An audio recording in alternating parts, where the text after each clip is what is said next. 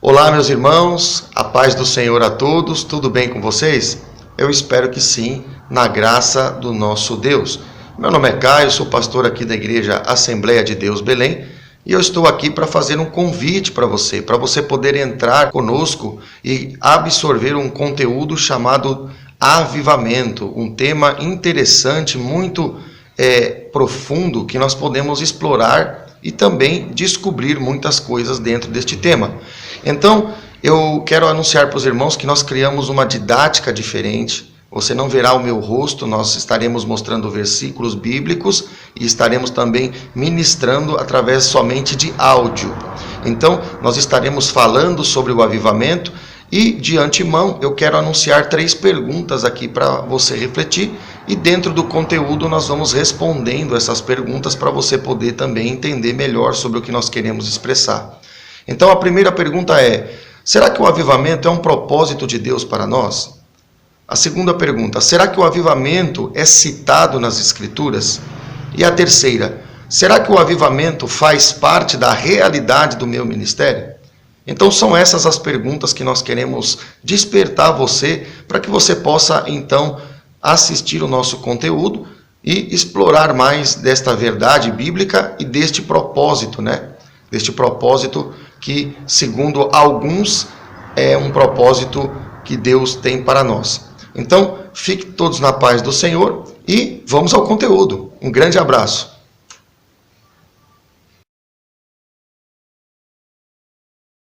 Olá, meus irmãos, a paz do Senhor a todos.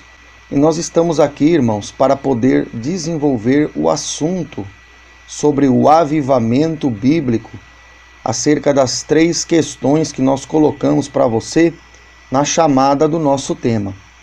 Então, para podermos responder cada uma delas, nós vamos entrar aqui no texto de Abacuque, capítulo de número 3, versículo de número 2, e nós começaremos então a introduzir o assunto para podermos tentar entender mais sobre o tema.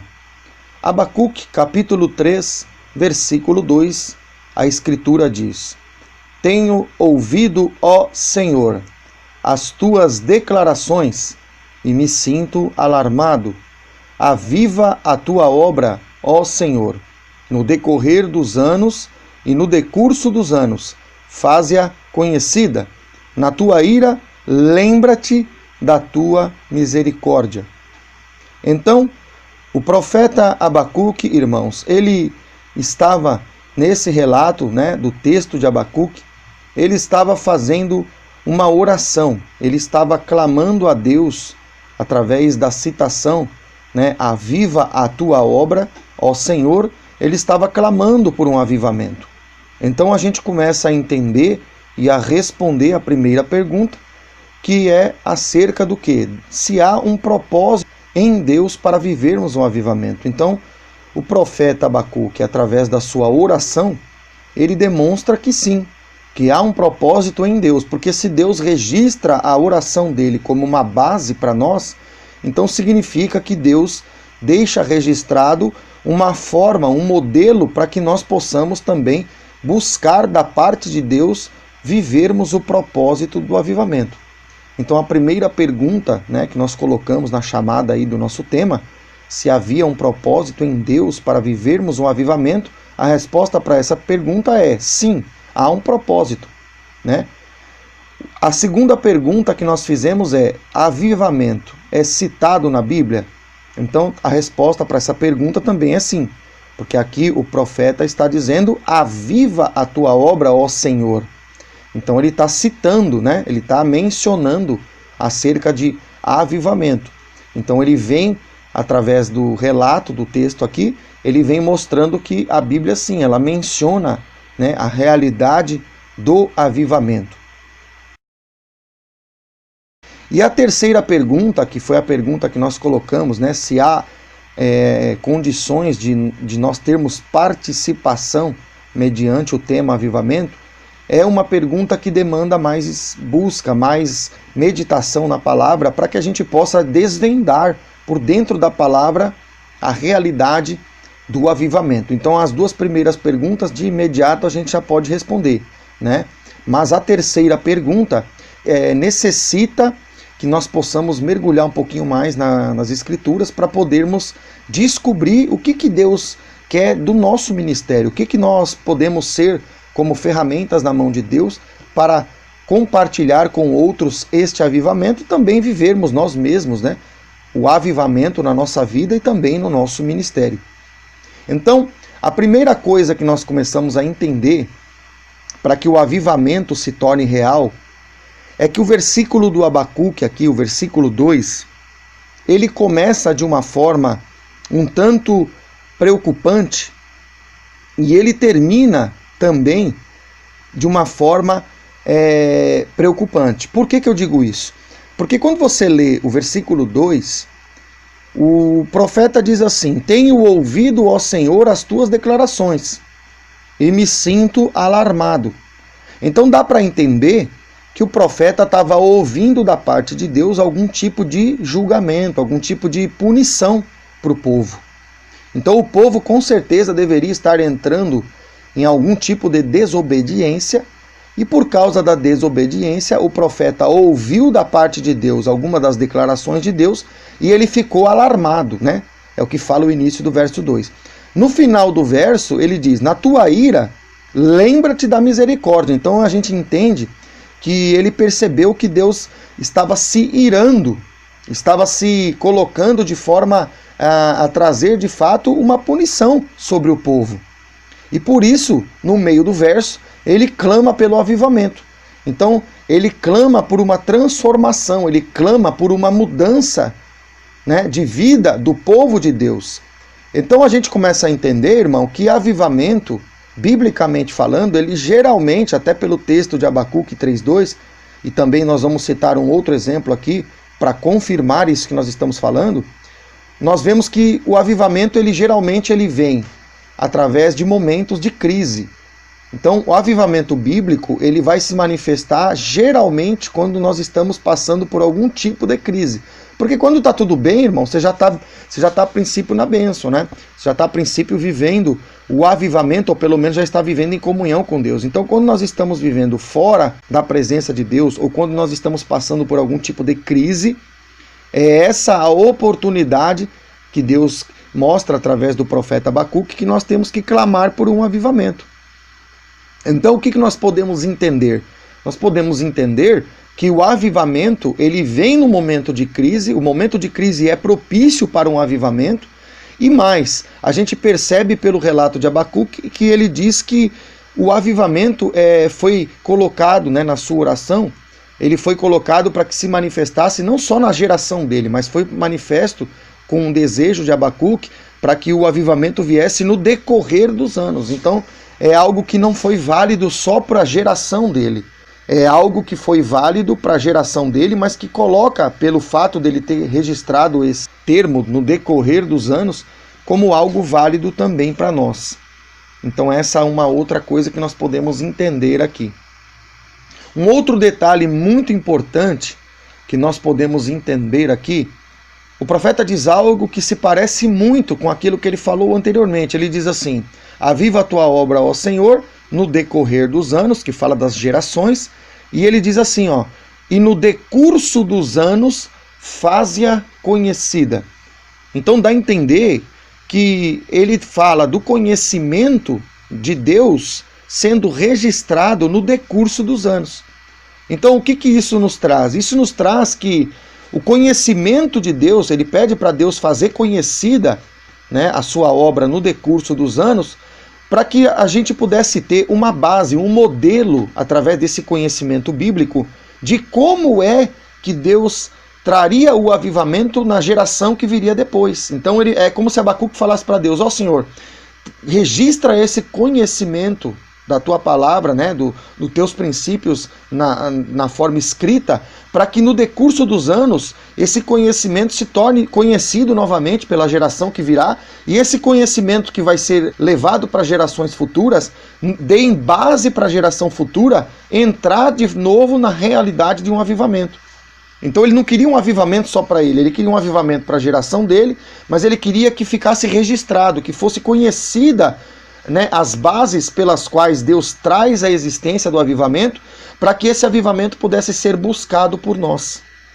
É por isso que ele fala algo no verso que parece que é meio que repetitivo, né? Ele diz, no decorrer dos anos, está falando das gerações, e aí ele diz, e no decurso dos anos, ele usa uma outra palavra, no decurso, não é no decorrer. Ele diz, no decurso dos anos, faze-a conhecida, quer dizer, pelo que acontece ao longo dos anos, ao longo das gerações, registra esse conhecimento, Senhor, para que as próximas gerações possam ter a revelação de como elas podem fazer para buscar o avivamento que vem do Senhor. Então é isso que Deus está nos mostrando. A gente precisa mastigar essa ideia, entender o que o profeta Abacuque fala, né? Ele fala dessa forma, para que a gente possa entender. Então qual que é a outra base que o profeta quer que nós entendamos? O avivamento bíblico depende de princípios da palavra de Deus. É isso que o profeta queria nos passar. O avivamento bíblico depende dos princípios da palavra de Deus, e a palavra de Deus só pode se tornar real para nós se a gente entender que a obediência é uma chave. Então, muito importante você entender isso. Você vê que no relato de Abacuque, a gente tem o quê? O segredo, né? A chave de como a gente vai buscar o avivamento agora na nossa geração. Porque no decurso dos anos ele pede para Deus fazer conhecida a forma do avivamento que foi realizado lá na geração dele, ou que foi buscado na geração dele. Mas ele diz, Deus, traz esse conhecimento para gerações futuras, para que elas possam buscar esta revelação, esses princípios, e possam, obedecendo esses princípios, entrar numa condição de avivamento. Muito importante isso. Agora nós podemos também entender que avivamento, irmão, não é e não pode ser confundido com carisma do Espírito. O que vem a ser o carisma do Espírito? Carisma são características que o Espírito Santo manifesta. Por exemplo, o Espírito Santo ele tem formas diferentes de fazer algumas coisas, alguns sinais, algumas obras. Ele tem características, isso é um carisma, ou seja, isso é uma forma da sua expressão. Só que a gente às vezes pensa, por exemplo, vou dar um exemplo aqui para os irmãos entenderem e vou inclusive comparar com a Bíblia. A gente sabe que o cego de Jericó, ele gritava, filho de Davi, tem misericórdia de mim. E quanto mais mandavam ele calar a boca, mais ele gritava mais alto, né? E porque ele gritou, chegou uma hora que Jesus volta-se para ele e Jesus atende ele. Então, o gritar, nesse exemplo que eu estou dando, um exemplo conhecido, né? Esse grito é algo que muitos não gostam, mas só que a Bíblia registra que o cego de Jericó só foi curado porque ele gritou. Então quer dizer que o grito, nessa circunstância, dentro dessa perspectiva, ele foi algo que foi usado para abençoar a vida do cego de Jericó. Então não podemos condenar as pessoas que gritam. Por quê? Porque existem pessoas que estão usando a expressão do carisma, por exemplo, no caso o grito, para poder chamar a atenção de Deus, né? O cego de Jericó chamou a atenção do Senhor Jesus através da sua voz. Agora, a gente não pode entender que porque uma pessoa grita, porque tem o grito no meio da cristandade, no meio do povo de Deus, a gente não pode aceitar que só por causa disso nós já estamos dentro de uma realidade de avivamento. Porque tem muitos lugares que confundem o carisma com o Espírito. O carisma é uma expressão do Espírito. Agora, o Espírito é muito maior do que uma só expressão que ele tem para nos dar. Dentro da pessoa bendita do Espírito Santo tem muito mais coisa do que somente a expressão do grito. A expressão do grito, como eu falei, ela pode inclusive ser de Deus, né? Pode ser usada para chamar a atenção de Deus. Mas não é porque eu tenho o grito, não é porque eu grito que eu já estou vivendo um avivamento. Então a gente não pode confundir as coisas. Porque tem irmão aí que, como eu, sou pentecostal, né? Você que me escuta, talvez você também é pentecostal, mas aí você pega e grita e acha que a tua igreja já está, minha igreja já está avivada, porque todo mundo ali grita, dá glória a Deus. Isso aí é bom, isso é prazeroso, né? Para quem gosta de glorificar a Deus dessa forma, mas só isso. Por que eu digo só isso? Porque Deus tem muito mais. Deus tem muito mais. Então a gente não pode confundir, né, uma expressão, um carisma do Espírito com a manifestação plena do Espírito. Então a gente precisa diferenciar as coisas. Não estamos aqui falando contra o grito, né? Quando o grito é usado da forma correta, porque tem o grito errado, tem o grito que não glorifica a Deus. Mas quando Deus entende que a gente está chamando a atenção dele através, por exemplo, de um carisma, no caso a expressão do grito, a gente está de fato agindo na presença de Deus, mas aquilo ali não está trazendo um avivamento para nós, aquilo ali ainda não é o avivamento que Deus tem para nós. É bem importante a gente frisar isso aí. Carisma do Espírito quer dizer que é uma característica do Espírito. Agora, Deus quer trazer para nós um avivamento completo, um avivamento que domine toda uma geração. Você se lembra de Moisés? Né? A gente falou que o profeta Abacuque, ele clama a Deus para que o avivamento viesse na sua geração. Você lembra-se de Moisés? Deus levanta Moisés. Moisés vai diante de Faraó para que Deus pudesse usá-lo, para que o povo de Israel pudesse ser livre. Então ali a gente vê uma obra que identifica-se muito com o avivamento. Por quê? Porque tinha um povo inteiro que estava escravo e Deus queria pegar um povo inteiro e libertar um povo inteiro. Então esse tipo de avivamento é o avivamento que o profeta fala em Abacuque 3:2. É o avivamento que Deus quer avivar uma cidade, uma nação, um país. Entende? É um avivamento que vai para as nações. Não é um avivamento pontual, onde Deus aviva o ministério A, B ou C. Deus quer avivar toda uma nação. Deus quer avivar todo um país.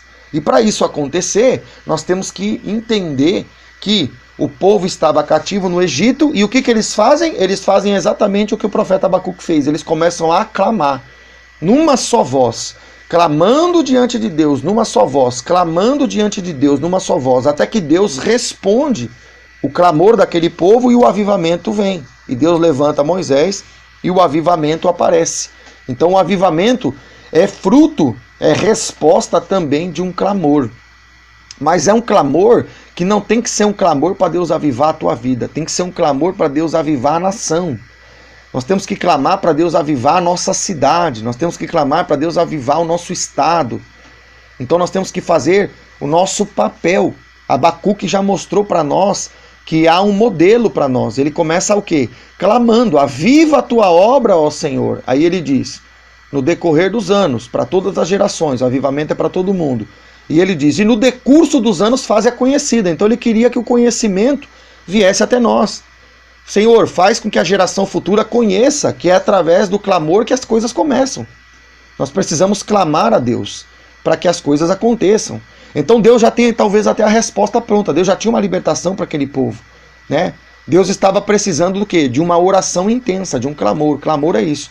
É uma oração mais fervorosa, mais humilhada na presença de Deus, para que Deus possa avivar não o meu ministério, não só o seu ministério, mas que Deus venha a avivar toda uma geração, todo um país, todo o planeta. É isso que Deus tem para manifestar quando o seu povo começa a clamar. Então aqui nós já começamos a entender. A sua participação, a minha participação no avivamento é clamar pelo avivamento. Temos que clamar pelo avivamento. Uma outra coisa que nós não podemos confundir. Avivamento bíblico não pode ser confundido com crescimento em número de membros somente. Então, o que diferencia um avivamento bíblico e um crescimento em número de membros? É que quando a igreja cresce, mas ela não se santifica, ela cresce em número, mas ela não tem o poder para mudar o que está ao seu redor. Por exemplo, Moisés estava ali, ele vai diante de Faraó, e por que Faraó não mata ele? Não mata ele porque ele estava revestido pelo poder de Deus. Então uma igreja grande, mas sem poder, é uma igreja que não tem condições de trazer avivamento nem para o seu bairro, que dirá para o seu país, para a sua nação ou para a sua cidade. Então a gente precisa entender que avivamento traz crescimento em número, é verdade, mas avivamento é mais do que isso. Assim como avivamento é mais do que carisma, avivamento é mais do que número de crentes.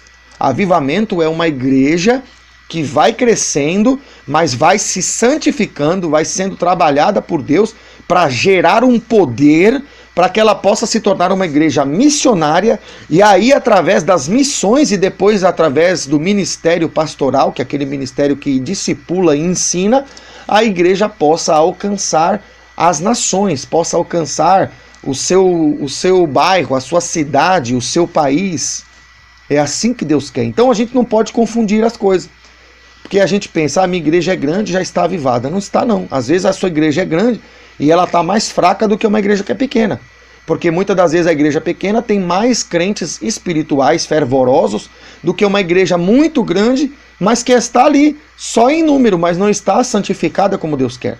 Então a segunda coisa que nós precisamos identificar para viver o avivamento é que a gente não pode confundir também esta verdade, né? Avivamento não é carisma e avivamento não é membros, a quantidade de membros. Então, vamos para o texto de Ezequiel. O texto de Ezequiel, capítulo 10, versículo 1. Nós vamos trabalhar no texto de Ezequiel bastante, irmãos. E o Ezequiel ele vai mostrar para nós mais características que nos vão ensinar como é que Deus faz, quais são os princípios que a palavra nos ensina para que possamos viver este avivamento. Então vamos ler aqui. Ezequiel capítulo 10, versículo 1 diz assim: Olhei, e eis que no firmamento que estava por cima da cabeça dos querubins, apareceu sobre eles uma como pedra de safira, semelhando a forma de um trono. Então, o texto de Ezequiel é um texto profético e é um texto muito interessante para a gente analisar. Por quê? Porque é um texto que mostra alguns elementos que a gente pode entender que vão fazer parte, né, de um avivamento. Vamos entender alguns desses elementos. O primeiro elemento é o próprio firmamento, que é referenciando, né, o céu, né, aonde o Senhor está. O segundo elemento são os querubins. Então a gente vê que existe um segundo elemento que são anjos de Deus, de uma categoria específica, no caso querubins.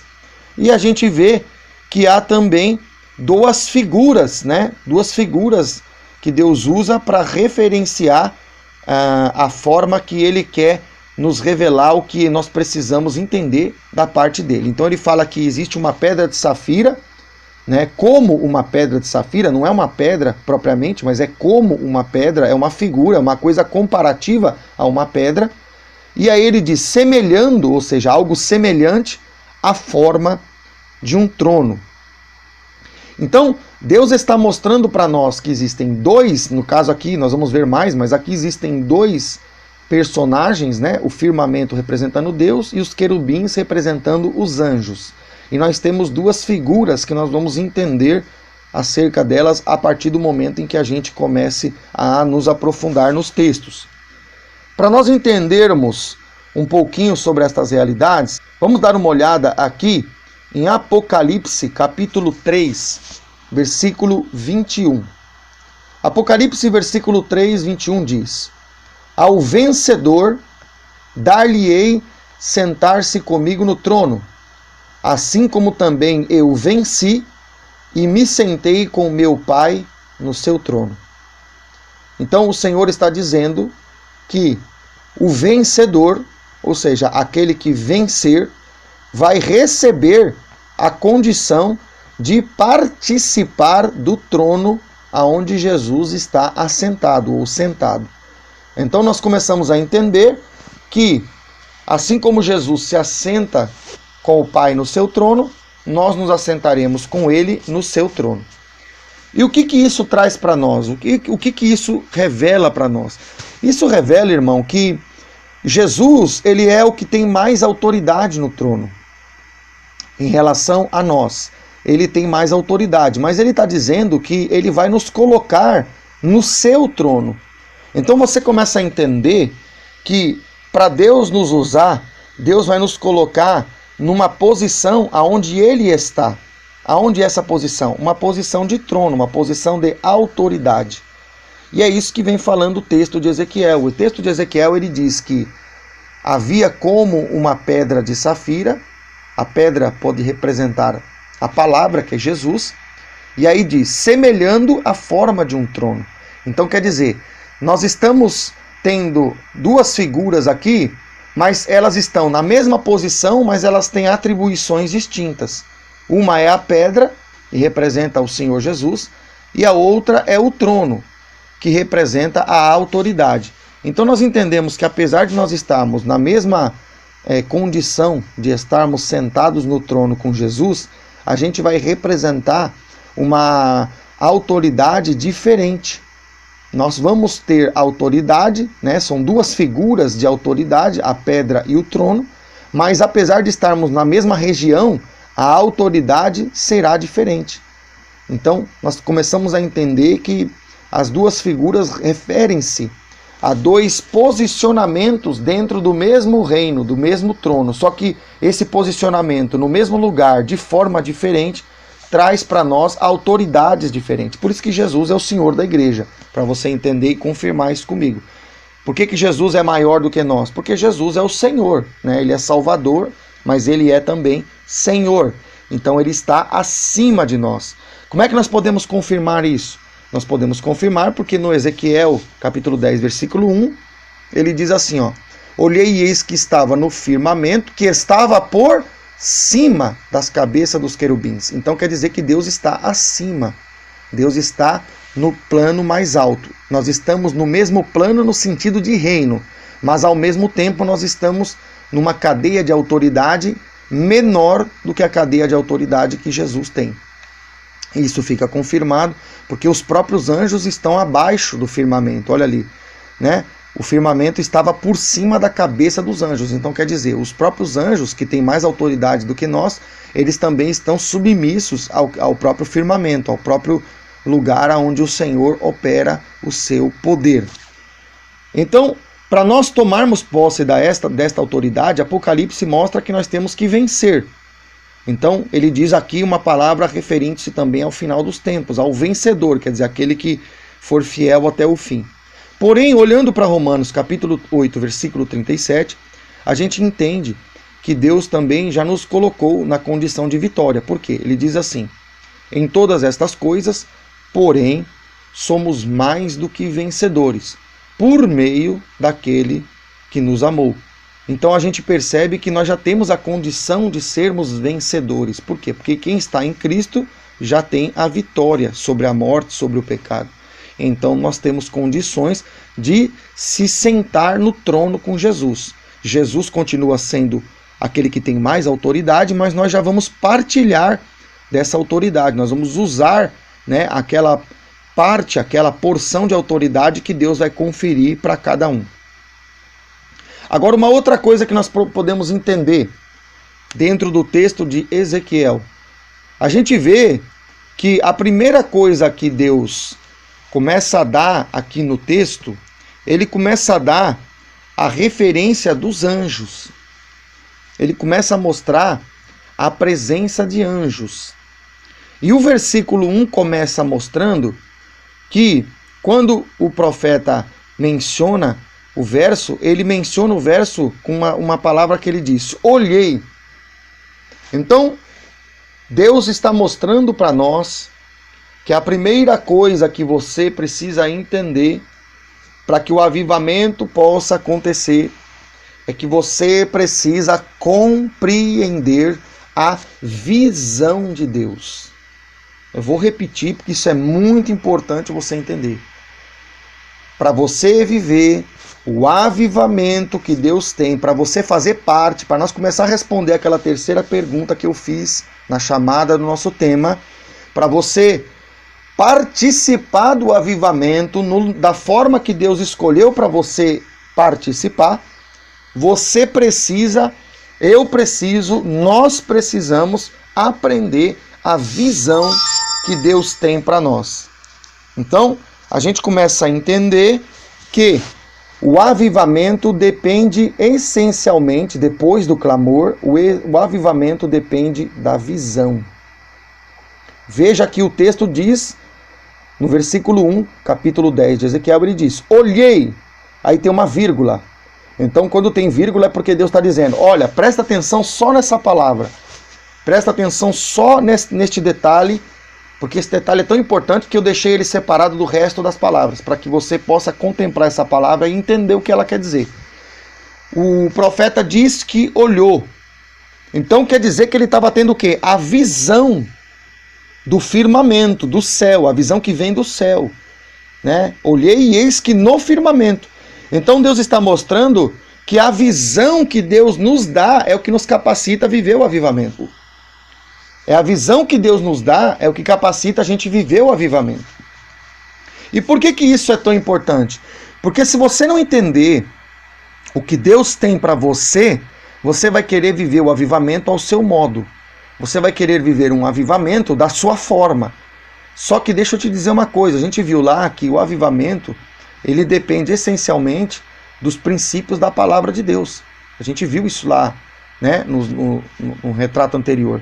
Então a gente precisa entender que a visão que o Senhor vai começar a passar para nós aqui é a visão que vai permitir você fazer parte do avivamento. Se você entender a visão, você vai poder entender o seu lugar, você vai poder entender o que Deus quer de você, que eu estou ministrando para pessoas que têm o seu próprio ministério. Para cada um de nós, Deus tem um ministério. Agora, a pergunta que Deus coloca aqui, que nós já vamos responder ela, mas eu abro essa pergunta para você meditar comigo. Aonde é que eu me encaixo? Aonde é que eu entro? Aonde é que eu participo para que o avivamento seja algo que o meu ministério também contribua? Para que o meu ministério possa ajudar a fazer parte do exército de Deus. Aonde é que eu entro? É essa pergunta fundamental que nós temos que entender. Por isso que o texto diz, né, no versículo 1 de Ezequiel 10, ele fala, olhei. Então Deus começa a dar o quê? Visão. Deus começa a mostrar. Ó, Ezequiel, é assim. É desse jeito, Ezequiel. Vou te ensinar, vou te dar visão. E a primeira coisa que Ezequiel vê, ele olha o firmamento, ou seja, ele vê o propósito da onde a visão vem do céu, vem do Senhor. E aí o texto, se nós continuarmos a ler, ele diz, e eis que no firmamento que estava por cima da cabeça dos querubins. Então quer dizer que dentro da visão que Deus começa a abrir para Ezequiel, presta bem atenção nesse detalhe, amado. A visão começa a mostrar que na forma de Deus revelar a visão para ele, a participação dos anjos está incluída no avivamento. Os querubins estavam aparecendo na visão que Deus estava dando para Ezequiel. Agora, por que Deus faz isso? A pergunta que nós vamos fazer aqui para nós meditarmos nesta verdade, por que é que Deus inclui na visão os anjos? Por que os querubins aparecem? Aonde é que os querubins contribuem dentro do propósito e do projeto do avivamento? Para nós entendermos isso, nós vamos para o texto de Hebreus, capítulo de número 1, versículo de número 13, aonde ele diz o seguinte, ora, a qual dos anjos jamais disse, assenta-te à minha direita, até que eu ponha os teus inimigos por estrado dos teus pés. Então o versículo 13 só mostra de quem é que Deus está falando. Deus está falando de anjos. Então eu só coloquei o versículo 13, irmãos, para a gente ver acerca de quem Deus está falando. No versículo 14, o Senhor diz assim, não são todos eles espíritos ministradores, enviados para serviço, a favor dos que hão de herdar a salvação. Então você vai começar a olhar para esse verso, irmão, e vai começar a entender que os anjos, eles têm ministério também. Olha o que diz o versículo 14. Não são todos eles, então quer dizer que todos os anjos têm ministério. Não são todos eles espíritos ministradores, eles têm ministério, por isso eles vão ministrar. Aí ele diz, enviados para serviço, os anjos vão servir a Deus, a favor dos que hão de herdar a salvação. Então os anjos, eles atuam pelo ministério, pelo serviço sagrado, para contribuir com o quê? Contribuir com a salvação, com aqueles que vão herdar a salvação.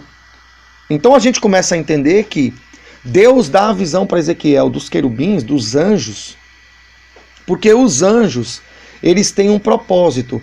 Qual é o propósito? Eles têm um propósito de trazer as coisas, algumas coisas que Deus tem, e trazer essas revelações, trazer essas tarefas, né, que Deus dá para eles ministrar. Eles têm essas ministrações para serem ministradas a nós. E para que elas vão ser ministradas a nós? Porque nós vamos completar essa cadeia, né? Deus manda o anjo vem até nós e nós vamos levar isso adiante para que as pessoas possam ser salvas. Então entenda o que Deus está dizendo. Os anjos trabalham para que a salvação aconteça. Ele diz aqui no final, ó, a favor dos que hão de herdar a salvação. Então, se salvação, como eu falei, Moisés iria salvar um povo inteiro, né? Deus iria usá-lo para tirar o povo inteiro do Egito, para libertar aquele povo inteiro, para salvá-los da escravidão.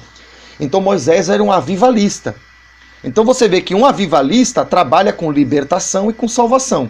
Se os anjos trabalham também com salvação, então os anjos vão trabalhar em parceria conosco, porque eles são espíritos ministradores. Isso é Novo Testamento, porque tem algum irmão que pode pensar, não, isso é coisa do Velho Testamento, Ezequiel é coisa do Antigo Testamento.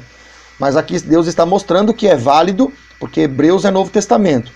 E o Senhor mostra que os espíritos ministradores, que são os anjos, eles trabalham para a cooperação do reino, para favorecer o reino, na questão da salvação, para que eles herdem aquilo que eles ainda não têm. Se eles vão herdar é porque eles não têm. Então eles vão ser salvos. Então é por isso que Deus usa os anjos. E aí nós começamos a entender que os anjos são muitas das vezes desprezados por muitos ministérios. Tem ministério, irmão, que nem crê no ministério dos anjos. Então a gente tem que entender que os anjos, eles estão participando do ministério. Porque os anjos fazem parte da cadeia da revelação, da visão que Deus estava dando para Ezequiel. Ezequiel estava vendo o quê? Estava vendo os querubins. E quem são querubins? Uma classe específica de anjos. Anjos, no caso, destinados inclusive à adoração, né? Então, Deus está mostrando que esse tipo de anjo, né, especificamente da visão de Ezequiel, estava aparecendo na visão, aparecendo para Deus demonstrar que há uma realidade onde os anjos participam. Então, o que Deus tem para nos ensinar dentro desta verdade? Deus tem para nos ensinar, irmãos, que há uma cadeia de comando. Há uma cadeia de comando. Por quê? Porque você pode perceber que o firmamento aparece na visão de Ezequiel, depois aparecem os anjos, e depois a gente vai ver que esses anjos, eles vão se manifestar aos homens. Porque quem é que estava recebendo e estava olhando os anjos e estava vendo? O próprio Ezequiel. Ezequiel é homem, né? Ezequiel é o profeta de Deus. Então a gente vê Deus, os anjos, uma cadeia de hierarquia espiritual. E depois a gente vê o profeta Ezequiel. Então a gente entende isso. A gente entende que Deus, ele vai manifestar uma cadeia. Então, o que Deus quer ensinar aqui? Eu quero frisar isso para você. Deus quer ensinar que a visão de Deus, presta atenção nisso que eu vou falar, isso é muito importante você entender. A visão de Deus, ela não vem num primeiro momento para todo mundo. Vou repetir porque é muito importante você frisar isso no teu espírito. A visão do avivamento de Deus, segundo Ezequiel, capítulo 10, versículo 1, ela não vem para todo mundo. Ela vem, no exemplo de Ezequiel, né? Ela está vindo somente para Ezequiel. Então a gente entende algo interessante aqui. Deus, na hora que ele vai executar o avivamento, na hora que ele vai manifestar o avivamento, ele vai trazer o avivamento para uma pessoa só. Ele não vai trazer a revelação do avivamento na sua completude. Ele não vai dar o avivamento para vários irmãos. Depois ele vai anunciar para vários irmãos. Mas o projeto do avivamento, presta muita atenção, porque aqui é a visão, aqui é o olhei. Né? O verso começa, olhei. Então ele estava tendo visão. Estou enfático nisso. A visão, ela vem para uma pessoa só. O projeto, né, segundo aqui a revelação da visão de Deus, ela vem para uma pessoa só. Então, eu vou trazer mais exemplos para os irmãos entender. Eu vou mostrar para os irmãos, por dentro da palavra, que o propósito de Deus é mostrar para uma pessoa só. Quando a gente tem, por exemplo, a manifestação de Jesus, né? Quando a gente tem a manifestação de Jesus, a gente tem aqui em João capítulo 1, versículo 15, a gente vê que Deus não levanta uma comitiva de profetas, Deus levanta um profeta só. Qual é o nome desse profeta? João Batista. Então veja, Deus levanta um só para quem ele entrega a revelação, no caso João Batista, e o versículo 15 diz que João anuncia Jesus. Olha o que diz o 15. João capítulo 1, versículo 15. João testemunha a respeito dele e exclama: este é o de quem eu disse, que vem depois de mim, contudo, tem a primazia, porque já existia antes de mim. Então Deus manda a revelação para quem? Deus levanta 100 profetas, 200 profetas, 15 profetas, 20 profetas? Não, Deus levanta um só. É o que está aparecendo aqui no texto de Ezequiel. Olhei, era ele que estava vendo, era só ele que Deus estava dando a revelação. Por quê? Porque é a forma da palavra se cumprir. Deus levanta quem? Deus levanta João Batista. E João Batista dá testemunho de Jesus. Então, para Deus levantar a revelação de Deus, que é Jesus, Jesus é a revelação de Deus, Deus levanta um só. Para Deus levantar lá no Antigo Testamento a revelação do avivamento, para libertar um povo inteiro, Deus levanta Moisés. Para Deus levantar o avivamento na época de Noé, Deus levanta quem? A família de Noé para construir a arca? Não. Deus manda somente Noé, um só, construir a arca sozinho. Então você vê, Deus está mostrando que Deus levanta, no primeiro momento, Deus levanta um só. Por que Deus levanta um só, pastor? Porque Deus está mostrando que ele tem o seu escolhido em cada local, em cada cidade, em cada região. Ele tem o seu escolhido, a sua escolhida, ele tem as pessoas que ele escolhe para poder revelar algo que não revela para os outros. Entende? Então, Deus, quando vai revelar a própria manifestação de Jesus, inicialmente Jesus aparece sozinho. Depois, Jesus atrai para perto de si 12. E depois, Deus começa, através dos 12, a atrair mais povo. Então, você entende, meditando nessas verdades, que Deus ele escolhe primeiro, ele escolhe uma pessoa só. Versículo 30 do Evangelho de Lucas, capítulo 1, o versículo diz assim, ó: mas o anjo lhe disse: Maria, não temas, porque achaste graça diante de Deus. Eis que conceberás e darás à luz um filho, a quem chamarás pelo nome de Jesus. Então você vê, Deus quando agora vai levantar, né, no exemplo agora da manifestação da encarnação de Jesus, quando Deus vai levantar o testemunho de Jesus, Deus fala a revelação inicialmente para todo mundo? Não, Deus fala só para Maria, Deus levanta uma pessoa só. Então Deus traz a revelação somente para Maria. Depois, Deus vai e fala para José não temer em recebê-la como mulher.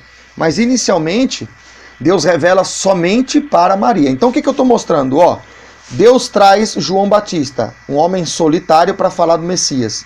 Na geração de Noé, Deus levanta só Noé. Na geração de Davi, Deus levanta só Davi. Na geração de Moisés, Deus levanta só Moisés.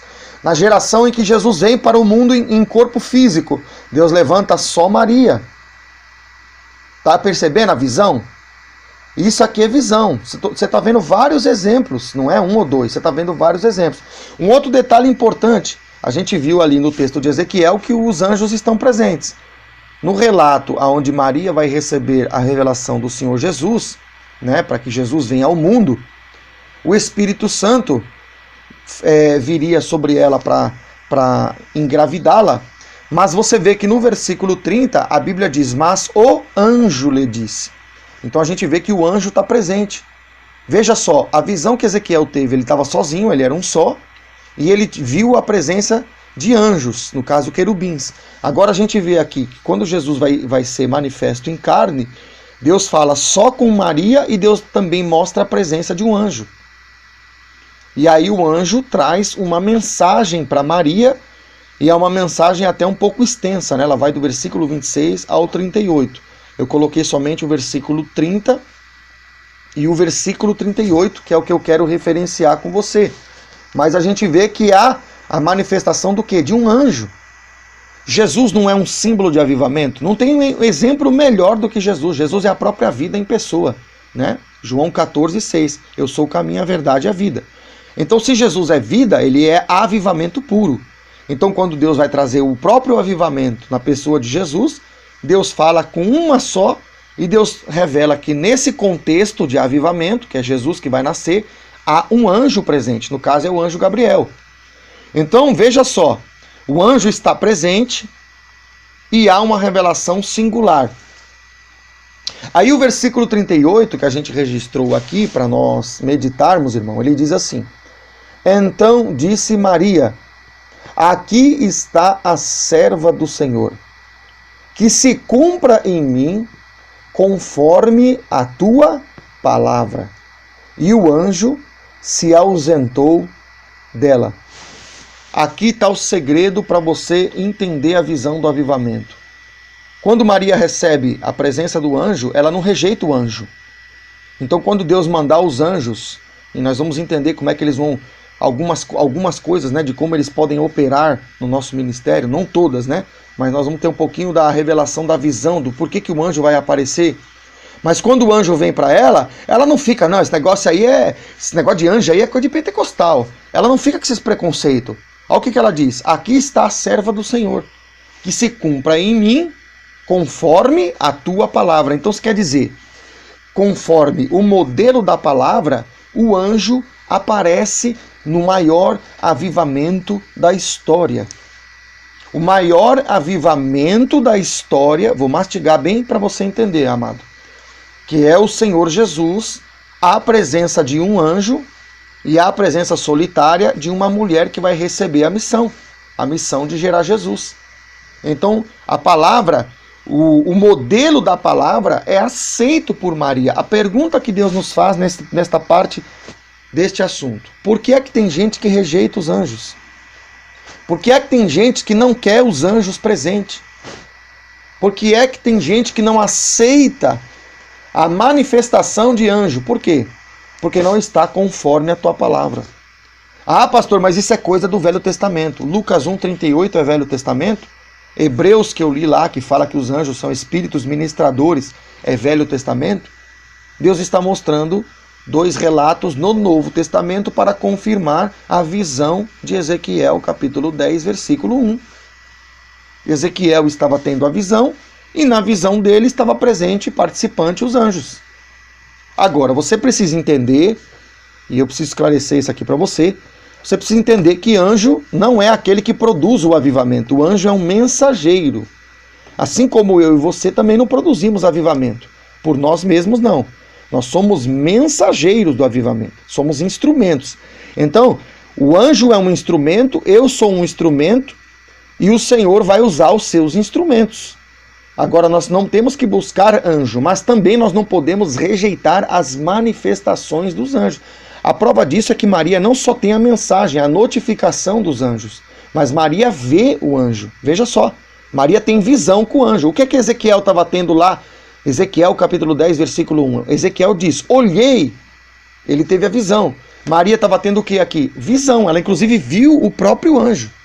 Ela contemplou o anjo. Então veja, ela estava tendo uma visão, assim como Ezequiel estava tendo visão, estava participando da visão o anjo e havia uma mensagem para ela. E ela aceita a mensagem e ela aceita cumprir essa palavra que Deus dá para ela, que ela seria um instrumento para gerar Jesus. E aqui, irmão, veja só, tem algo muito interessante, que é o seguinte. Lucas 1, versículo 38, a Bíblia diz assim, ó, depois que ela aceita o modelo da palavra, porque fala, se cumpra em mim, conforme a tua palavra, ela aceita. E a palavra está sendo executada no modelo de Deus, porque a palavra é o modelo de Deus, no Novo Testamento. Eu vou frisar isso, né? Algum irmão falar que isso aí é coisa do Velho Testamento. E aí o texto acrescenta no final do versículo 38, ele diz o seguinte, ele diz assim, ó, e o anjo se ausentou dela. Então você vê que aquela pessoa que não aceita o ministério dos anjos, que não sabe trabalhar em parceria com o ministério dos anjos, é ela que se ausenta do anjo, mas o modelo bíblico está ao contrário, está invertido. Veja como estamos fora, muitos estão fora. Porque a Bíblia diz que não é a Maria que se ausenta do anjo, mas o texto diz no final do versículo 38 que é o anjo que se ausenta da Maria, se ausenta dela. Por quê? Porque quando o anjo faz o seu papel, quando o anjo entrega aquilo que Deus manda ele entregar, e foi Deus que mandou, agora Maria vai tomar a missão que agora ela vai ter que viver, e aí é ela que vai viver aquela missão. Então dali para frente o anjo não vai estar presente. Por quê? Porque dali para frente a missão é com ela. Então a gente entende que há uma comunicação, Deus com o anjo, com a Maria, e tem partes que é para o anjo fazer, tem partes que é para Maria fazer. Percebe? Então há uma cooperação. Nós vamos entender que tem outras coisas que os anjos fazem, né? Não é para esta parte, mas é interessante ver que é o anjo que se ausenta, não é ela que se ausenta. Agora o que a gente vê? Não, fulano, não quero nada com anjo, não quero nada desse negócio de Pentecoste. Então é ele que se ausenta dos anjos. Então você vê, está contrário ao modelo bíblico. Interessante perceber isso aí. E aqui tem uma outra coisa, irmão, que você precisa observar comigo, que está escondido por este propósito do Senhor ter colocado os anjos para trabalhar conosco. Pastor, mas o que é que está escondido? Aonde que está o segredo que Deus quer nos mostrar aí? O segredo, irmão, é que se você parar para meditar, para meditar comigo um momento sobre isso que eu vou falar. É muito importante você entender isso. Quando Deus escolhe usar os anjos, como usou o anjo Gabriel para levar a mensagem para Maria, você pode perceber, se a gente refletir nesta verdade, a gente pode perceber que Maria está dependente, veja só, não porque o próprio anjo seja alguma coisa, mas é porque Deus escolheu que fosse o anjo a trazer a mensagem para ela. Maria está dependendo daquilo que Deus vai entregar para o anjo para que Maria possa viver a plenitude no seu ministério terreno. Traduzindo isso para o seu ministério, para o meu ministério. Se Deus escolheu, por exemplo, Moisés, que seria um avivalista, como a gente falou, então significa que ele é o mensageiro que vai prenunciar o avivamento, e Arão e os demais israelitas estão dependendo daquilo que Deus dá para Moisés. Não, pastor, mas eu faço ligação direta. Eu vou pro anjo lá e falo, dá licença, anjo, que eu falo direto é com o pai. Aí que tá o problema, meu irmão, você não fala. Você não fala pelo seguinte, porque o modelo conforme a tua palavra, você acabou de ver aí, tá escrito aí, Maria respondeu, vou obedecer conforme a tua palavra, o negócio é a obediência à palavra. Você vê que Maria obedece e recebe do anjo, ou seja, o ministério dela foi o maior, vamos dizer assim, no sentido de ela trazer Jesus ao mundo, né, como filho, no sentido de encarnar Jesus, né, porque Jesus é Deus também, mas no sentido de trazê-lo a este mundo. Você vê que mesmo ela tendo essa plenitude, essa grandeza que Deus a escolheu para este propósito, você vê que ela fica dependente, ou seja, ela fica subordinada, ela fica ligada ao ministério do anjo. E se ela não obedece à mensagem que o anjo dá, simplesmente ela fecha as portas para o ministério dela. Traduzindo para você agora no seu ministério. Se você fechar a porta para o mensageiro que Deus escalou para colocar como alguém que tem algo que você não tem, e esse alguém vai fazer um papel de anjo Gabriel, é uma figura que eu estou usando aqui, me entenda bem. Ele vai fazer o papel de anjo Gabriel, ele vai pegar aquilo que Deus deu para ele, não, mas eu quero que dá para mim, não, mas Deus não deu para você, assim como não deu direto para Maria, ele deu para o anjo Gabriel. Aí ele deu para Moisés, ele deu para Noé, ele deu para esses líderes aí que eu falei, que eu exemplifiquei na palavra. Aí ele deu para o fulano, aí você não quer porque está vindo pela mão do fulano. Quando você faz isso, você simplesmente anula aquilo que Deus tinha para você. Se Maria pega e fala, dá licença, anjo, eu vou falar direto com Jesus, eu vou falar com o Pai. Maria não engravidaria, não geraria Jesus. Quando você não aceita o mensageiro que Deus escolheu, não é você que vai escolher, não é eu que vou escolher, não é a gente que escolhe. Jesus falou que é ele que escolhe. Então você rejeita a porta que Deus abriu para você se tornar o que Deus queria. Qual foi a porta que Deus usou para Maria? Gabriel. Ela tem um nome, ela tem um endereço, ela tem uma especificação. Qual é a porta que Deus usou na geração de Ezequiel? O próprio Ezequiel, porque foi ele que olhou, foi ele que viu. Qual é a porta que Deus escolheu para você no tempo atual, na nossa geração, aonde Deus quer te usar no avivamento? Não sei, mas se Deus escolheu a porta A e você não quer, porque tem que passar pela mão do fulano, pela mão da fulana, você rejeita o mensageiro que Deus escolheu para ser ele, é ele que vai levar para você. Ah, mas eu não quero. Então você vai perder a manifestação e a geração de Jesus no seu ministério. E aqui que está o grande segredo que está escondido por trás dessa hierarquia que Deus criou. Porque se Deus fala direto para Maria, nós poderíamos receber o projeto direto.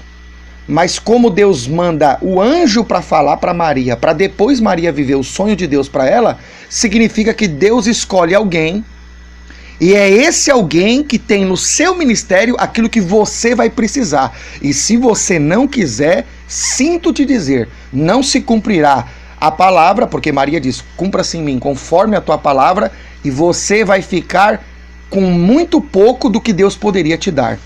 Então aqui está um segredo, a chave está aqui, irmão. Quem é que Deus escolheu? Quem é que Deus colocou como mensageiro para o seu ministério? Não, mas eu falo direto com o Pai. Você já entendeu, você não fala direto com o Pai. Você pode até orar direto ao Pai, porque Deus nos deu essa autoridade. Mas para receber projeto, para receber a determinação do ministério, não é direto com o Pai.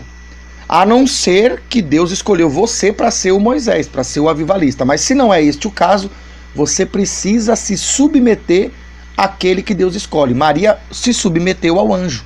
Resultado, gerou Jesus. Quer gerar Jesus? Quer fazer avivamento? Quer fazer glória? Quer manifestar o poder?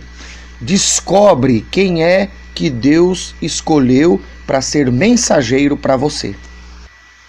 Então, Deus começa a abrir a cabeça de gente aí que pensa que ele vai ter a visão, que Deus vai dar o avivamento, a revelação do avivamento no caráter maior, que Deus vai dar a revelação para todo mundo. Deus não vai dar a revelação para todo mundo. Deus vai dar a revelação para um que ele escolhe. Depois esse um vai atrair pessoas, porque ninguém trabalha sozinho. O reino vai ter que multiplicar, as almas vão ter que crescer, o trabalhar de Deus vai fazer com que as pessoas sejam atraídas. Jesus era o primeiro, Jesus também veio como um. Ele atraiu os 12. Depois os 12 ministravam as multidões, aí atraía mais gente. Então vai ter uma multiplicação de almas, de projetos, de ministérios. Mas num primeiro momento, Deus mostra que a manifestação e a visão, ela vem de uma forma individual. Como é que a gente pode confirmar isso? A gente pode confirmar isso em João 15,16. Porque João 15,16 diz o seguinte: não fostes vós que escolhestes a mim, pelo contrário, eu vos escolhi a vós, outros, e vos designei, para que vades e deis fruto, e o vosso fruto permaneça, a fim de que tudo quanto pedirdes ao Pai, ele vô-lo conceda. Então a gente percebe que não somos nós que escolhemos aquilo que seremos no reino. Veja só, não somos nós que escolhemos se Deus vai dar a revelação para mim, para outro ou para outro. Deus vai dar a revelação para quem ele escolhe. Olha o que o Senhor diz: não fostes vós que escolhestes a mim. Aí o Senhor diz: pelo contrário. Ou seja, inverte a tua forma de pensar, muda a tua visão. Não é você que determina se você vai ter o projeto A, B, C. Aí o Senhor diz assim: eu vos escolhi a vós outros e vos designei. Então quem é que escolheu Moisés? Foi Deus. Quem é que escolheu Davi? Foi Deus. Quem é que escolheu Noé? Foi Deus. E quem escolheu Maria? Foi Deus. Então é Deus que escolhe, irmão. Não adianta a gente querer ser uma coisa que Deus não tem para nós. Ele diz, ó, vos escolhi e vos designei. Então, Deus está mostrando que se Deus escolheu você, presta bem atenção nisso, isso é a visão, que eu estou passando a visão para você. Se Deus escolheu para você se tornar um instrumento de avivamento, e é para você que a visão virá, Deus vai dar a visão para você. Ah, mas eu tenho um pastor sobre mim, mas é para você que Deus vai mostrar. É para você que Deus vai liberar. Quem era Maria nos tempos bíblicos? Maria era uma mulher de Deus, somente. Né? Naquele tempo, inclusive, a mulher não era muito considerada.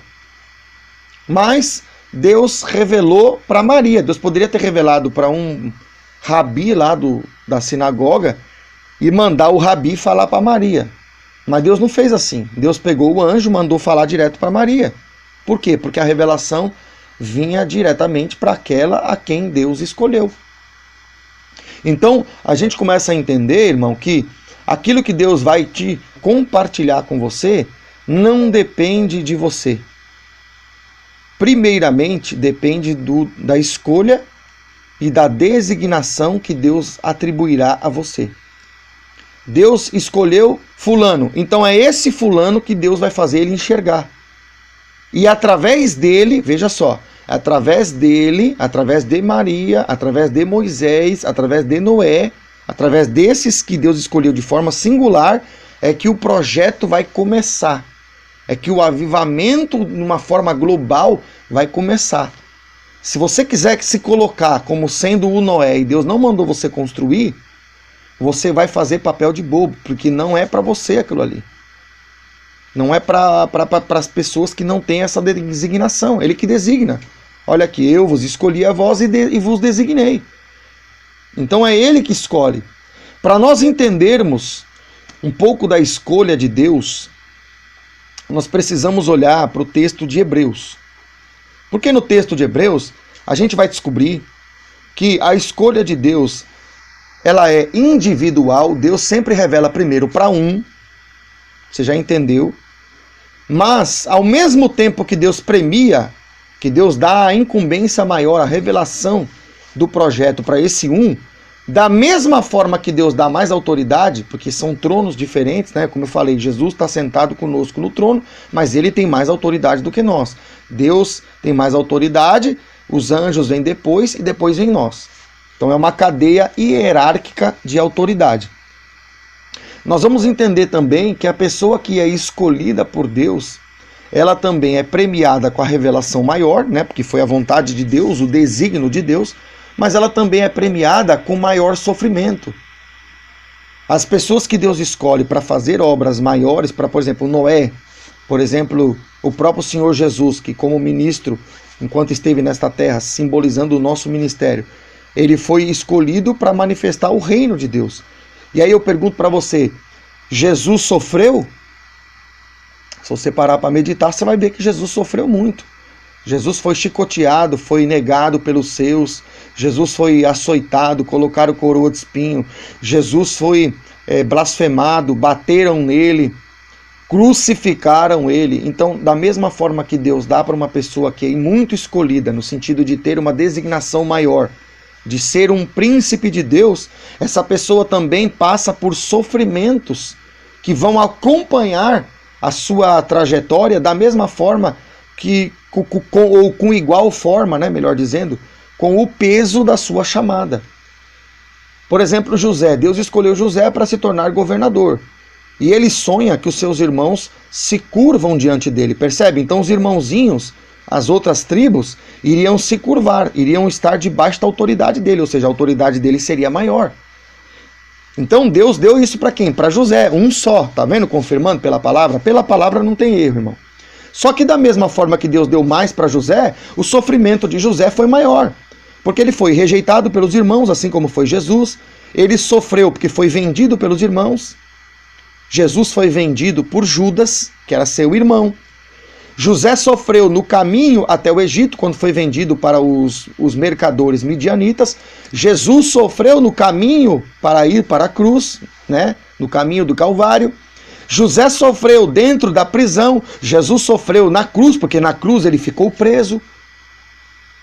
E José se tornou governador quando sai da prisão. E Jesus se tornou governador dos céus e da terra quando ele saiu da cruz e ressuscitou. Tá percebendo? Então olha a quantidade de sofrimento que José recebeu. E olha a quantidade, em paralelo, eu fiz uma comparação Jesus-José, para você entender, de sofrimentos que o Senhor Jesus passou. Então, ao mesmo tempo que Deus dá mais autoridade, Deus confia mais, Deus levanta a pessoa para fazer algo maior, para ter uma hierarquia no sentido da autoridade maior, Deus também confia a esta pessoa sofrimentos maiores.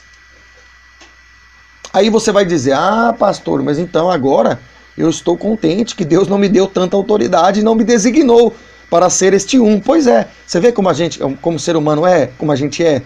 Quando a gente entende que Deus tem autoridade, a gente quer ser o primeiro, mas quando a gente entende que a autoridade vem associada a uma quantidade de sofrimento, aí a gente já não quer ser o primeiro. Entende como a gente é? Então a gente precisa entender, Jesus chamou 12, esses 12 estavam próximos de Jesus. Se você olhar a vida deles, você vai ver que eles passaram dificuldades, né? Foram presos, foram também enfrentados, e dos 12, né, que Jesus chamou inicialmente, 11 morreram de morte não natural, foram martirizados, né? Então, o único que não morreu de martírio foi João, que é aquele que escreve o Apocalipse. Então a gente vê, eles estavam mais próximos, mas a dor deles, eles inclusive morreram por Jesus, literalmente. Então você vê, a autoridade apostólica era maior, mas a incumbência que essa autoridade trouxe, aquilo que essa autoridade trazia junto consigo também foi maior, o sofrimento também foi maior.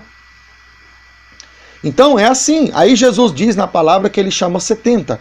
Esses 70 ele manda pregar de 2 em 2. Esses 70 não tem a mesma autoridade dos 12, mas com certeza o sofrimento também não seria igual. E assim sucessivamente. Então nós vamos ler alguns relatos bíblicos que vão confirmar estas verdades. Vamos ler aqui, por exemplo, em Hebreus, capítulo 11, nós vamos ver aqui, né, a partir do versículo 35, nós vamos ver algumas coisas, porque todo mundo fala, o chamado fulano é maior, mas agora nós vamos ver pela palavra Novo Testamento, nós vamos ver que algumas coisas que alguns irmãos viveram, além desses monte de exemplo que eu dei aqui, para que o projeto dele se cumprisse, o projeto dela se cumprisse. Vamos ler então Hebreus 11:35. Mulheres receberam pela ressurreição os seus mortos.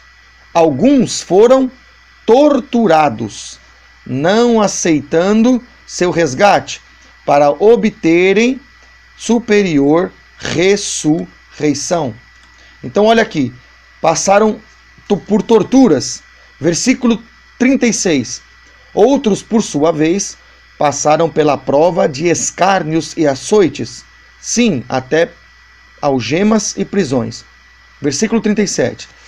Foram apedrejados, provados, cerrados pelo meio, mortos a fio de espada, andaram peregrinos, vestidos de peles de ovelhas e de cabras, necessitados, afligidos, maltratados.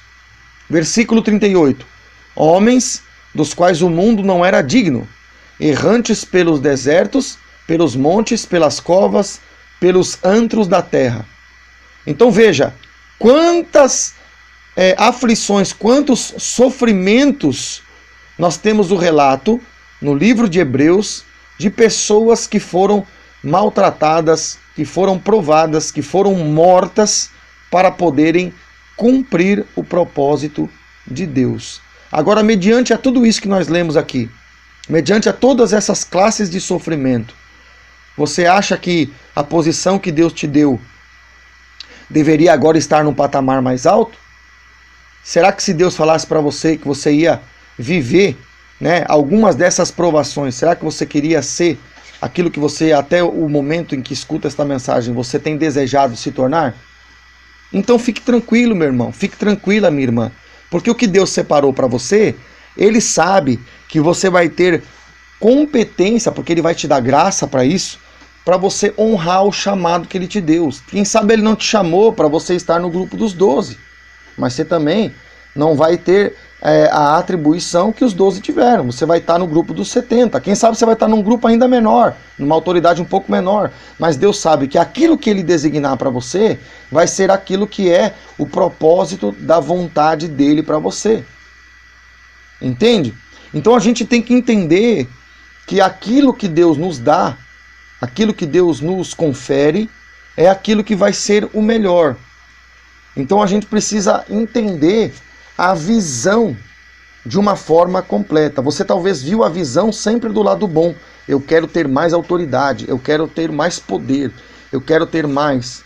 Amém. Devemos desejar ter mais. Mas será que você falou para Deus, ou você entendeu que você teria que também ter atribuições, muitas das vezes, de provações, de exílios, né? De coisas que você ficaria por um tempo excluído de algumas coisas que você teria que viver. Por exemplo, João Batista, ele só comia mel silvestre e não comia carne de panela. Gafanhoto, mel silvestre e não comia carne de panela. Será que se Deus colocar isso para você, será que você estaria disposto a experimentar essa realidade? Então a visão é essa, a visão é, para nós concluirmos aqui e fecharmos, você precisa entender que Deus tem um desígnio para você.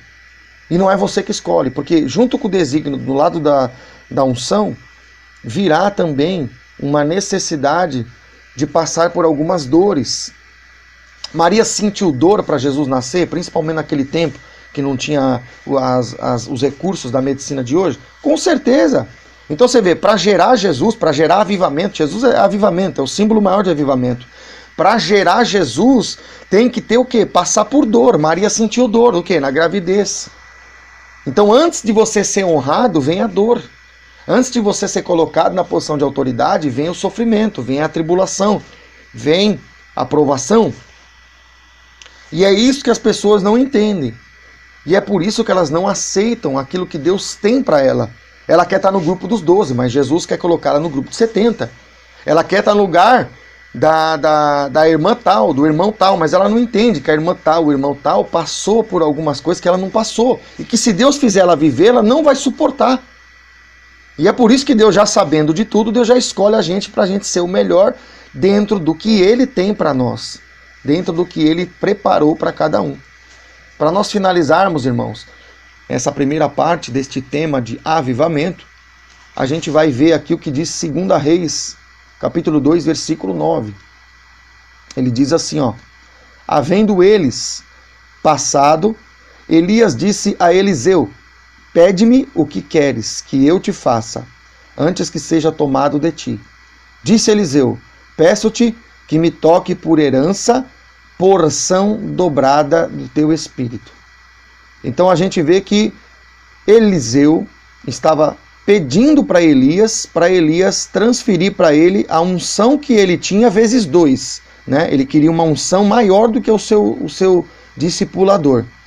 Aí o versículo 10 diz: tornou-lhe Elias, Deus usa Elias para falar para ele: dura coisa pediste. Então aqui nós podemos entender, né? Elias revela como bom servo de Deus, como um bom discipulador. Elias revela pelo Espírito de Deus, Elias revela para ele a seguinte realidade: o que você está me pedindo, você tem que entender, Eliseu, que isso é duro. Você está pedindo a unção dobrada, Deus pode até te dar, né? A gente pode fazer alguns pedidos para Deus, Deus não vai mudar o desígnio do ministério, mas Deus pode nos dar algumas, nos atender em algumas coisas. Só que você tem que entender, Eliseu, que o que você está pedindo é coisa dura, é difícil.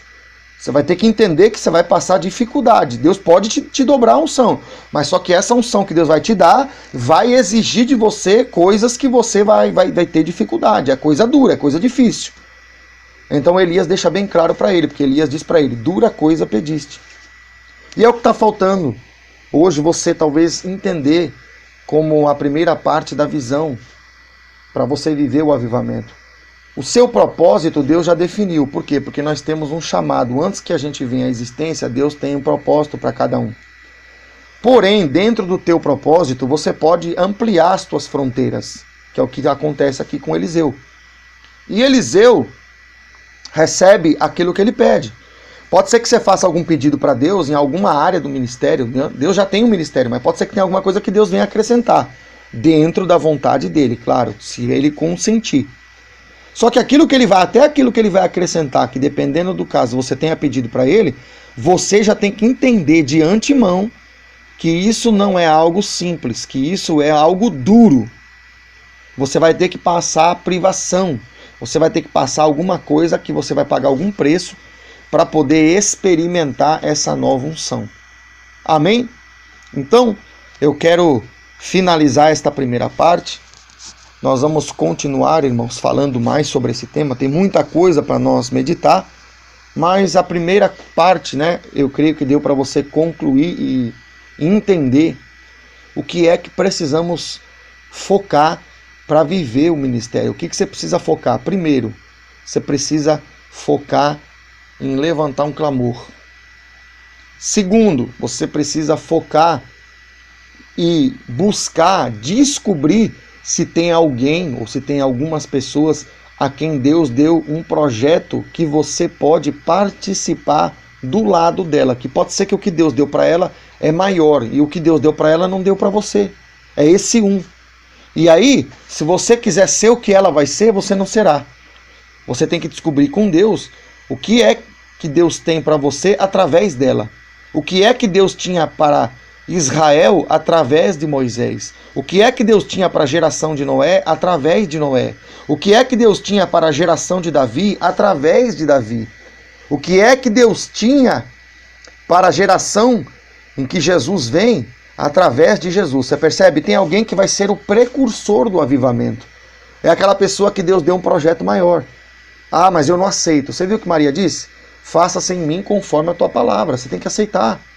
Porque a palavra não vai mudar porque você ou porque eu quero.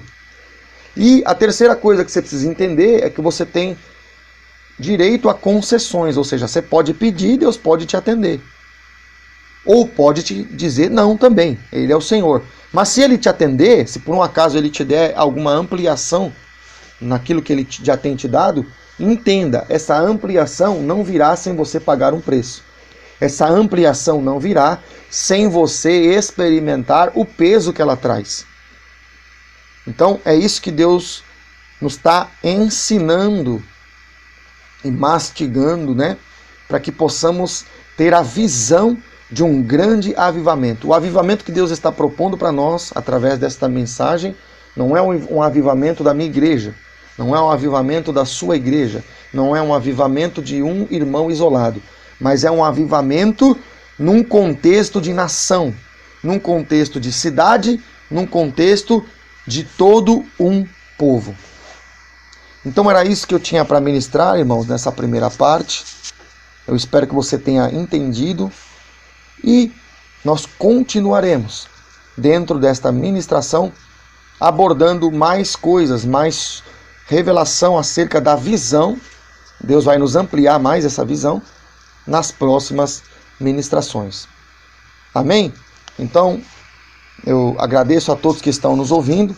Quero deixar para vocês um grande abraço e fiquem todos na paz do Senhor.